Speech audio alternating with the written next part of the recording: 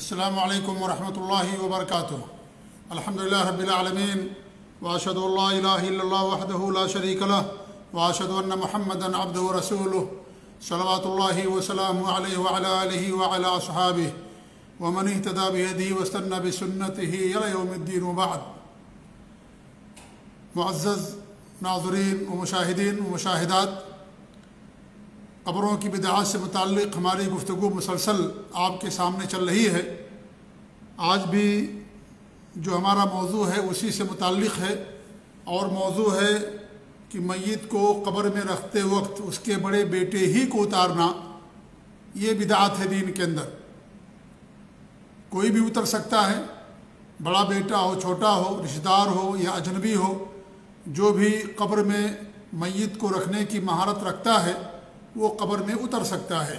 یہ عقیدہ رکھنا یا یہ اعلان کرنا کہ بڑا بیٹا کہاں ہے، وہ آئے قبر میں اترے، اس کے بعد میت کو قبر میں اتارے اور رکھے، یہ کیا ہے؟ دین کے اندر ایک نئی چیز ہے۔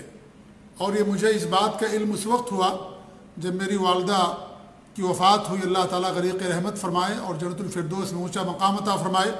اللہ تعالیٰ تمام سب کی ماؤں کو، ان کے ماں باپ کو، والدین کو اللہ رب العالمین جنت الفردوس میں اونچا مقام عطا فرمائے۔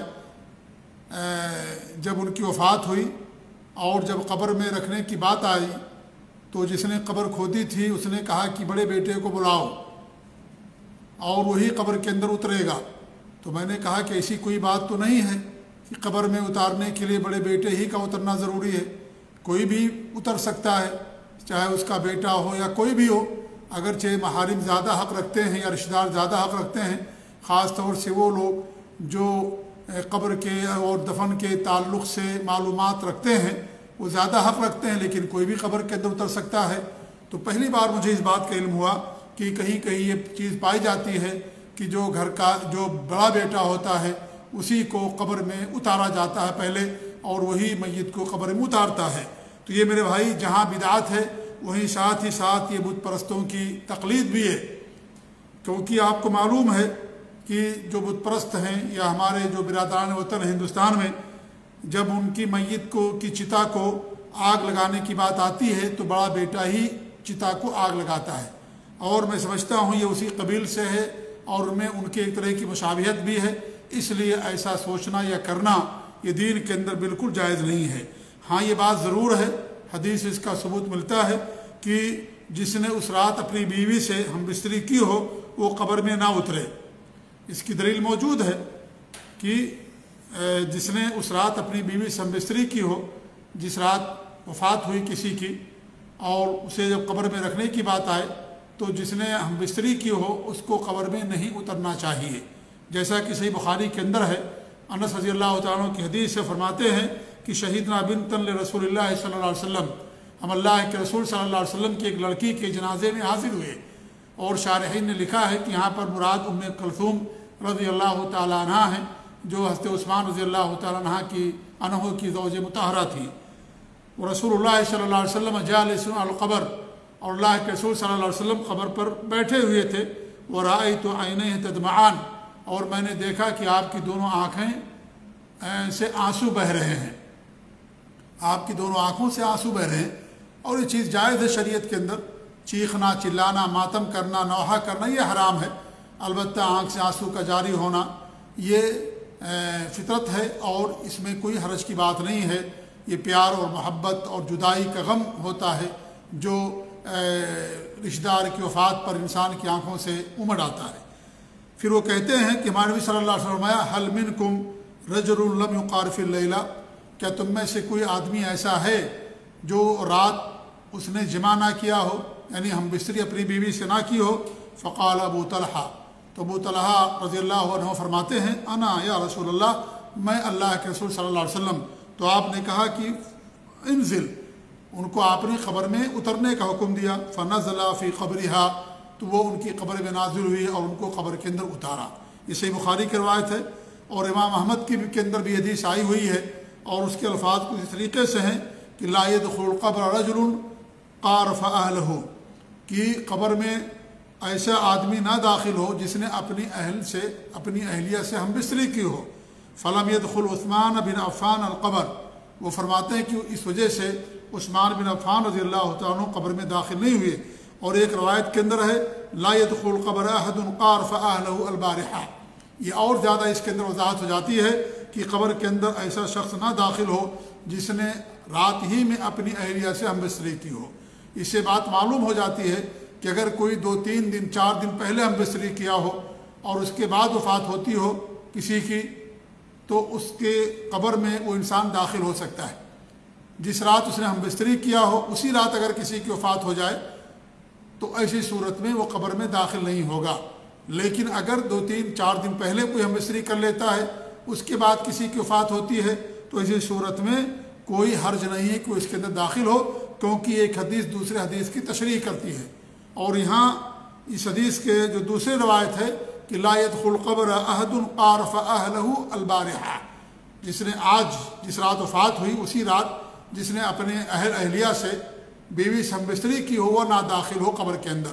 تو اس سے معلوم ہوا کہ اس سے پہلے 2-4 دن پہلے اگر کوئی اپنی بیوی سے ہم بستری کر لیتا ہے تو اس کے لیے کوئی حرج کی بات نہیں ہے، وہ قبر کے اندر داخل ہو سکتا ہے.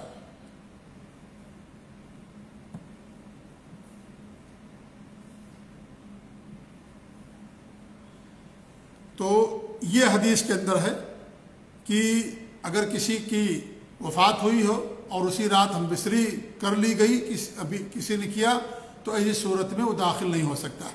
یہاں عثمان بن عفان رضی اللہ تعالیٰ عنہ کے تعلق سے جو بات ہے شارح نے لکھی ہے یہ بات کہ ان کی اہلیہ بیمار تھی تو ان کی اور بھی لونڈیاں تھیں تو انہوں نے ہوتا ہے لونڈیوں سے کسی سے ہم بستری کی ہو تو اس لیے داخل نہ ہوئے ہو یا زیادہ ان کو غم تھا اس لیے داخل نہ ہو. بہرحال سنت بتائی جا رہی ہے یہاں پر کہ جو آدمی ہم بستری کیا ہو اس کو چاہیے کہ اسے دوری اختیار کرے اور یہ سنت سے بچنا چاہیے. لیکن ایسی کوئی روایت نہیں آتی ہے کہ قبر کے اندر جو بڑا بیٹا ہوگا وہی داخل ہوگا اور دوسرے لوگ داخل نہیں ہو سکتے ہیں.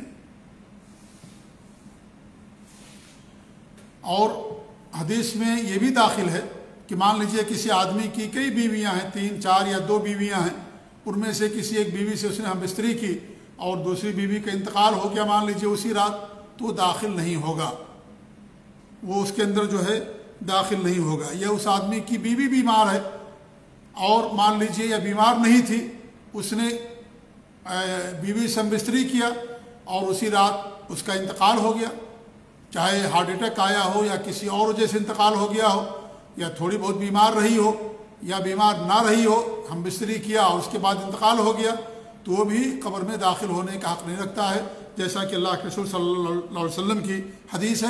لیکن اگر 2-3 دن پہلے اگر کوئی ہم بستری کر لیتا ہے تو اس کے اندر کوئی حرج کی بات نہیں ہے. اور یہ حدیث عورت سے متعلق ہے.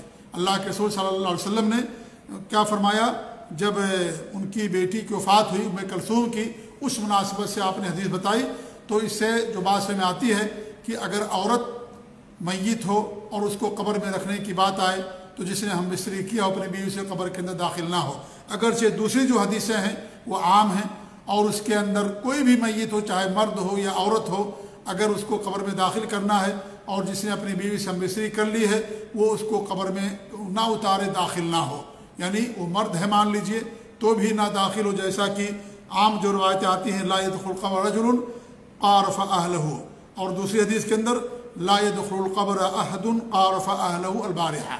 تو یہاں پر یہ نہیں کہا گیا کہ اگر عورت میت ہوگی تبھی وہ داخل نہیں ہوگا اور اگر مرد میت ہے تب وہ داخل ہو سکتا ہے. یہاں پر عام بات کہی گئی ہے اس لیے اگرچہ وہ ایک واقعے کی مناسبت سے آپ نے کہا لیکن اس میں دونوں داخل میں سمجھتا ہوں اللہ عالم بالصواب کہ اگر عورت ہو عورت کا جنازہ یا عورت کی میت ہو لہذا اس کو داخل کرتے وقت بھی قبر میں وہ داخل نہیں ہوگا. اگر اس نے کسی نے اپنی بیوی سے بستری کی ہو یا مرد کا جنازہ ہو اس کو بھی داخل کرنے کے لیے قبر میں اگر اس نے اپنی بیوی سے بستری کی ہے اس کو داخل نہیں کرے گا کیونکہ حدیث کے الفاظ عام ہیں اور اس کی کوئی خصوصی روایت نہیں پائی جاتی ہے یہ عورت کے ساتھ خاص ہے.